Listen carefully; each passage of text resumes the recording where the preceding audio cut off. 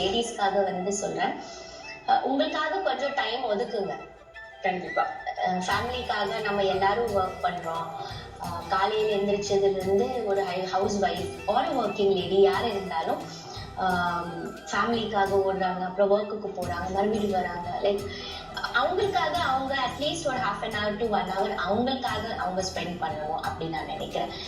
Like because she is the care of the house and அவங்களோட health ரொம்ப முக்கியம்.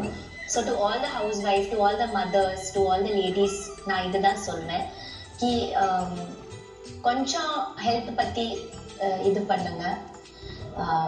நீங்க வாக்கிங் பண்ணலாம், உங்களுக்காக உங்களுக்கு என்ன பிடிக்குமோ அதை பண்ணுங்க. ஒரு 1 hour உங்களுக்காக ஒதுக்குங்க. You may be having so many hidden talents in you. அது பாருங்க, டிஸ்கவர் பண்ணுங்க. And please support them.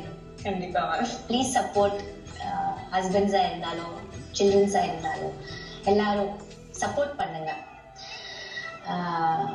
And walking பண்ணலாம், அண்ட் யோகா பண்ணலாம், and try to be stress free and happy. And சொன்னா மட்டும் பத்தாது, இட்ஸ் நாட் ஒருத்தரோட கையில கூட அது கிடையாது. It's in the hand of எல்லாரும் பக்கத்தில் இருக்கிறவங்க. As a family, we should try to be happy and keep others also happy. ஒருத்தர் everybody அந்த ஃபீலிங் எல்லாரோட மைண்ட்ல இருக்கணும்.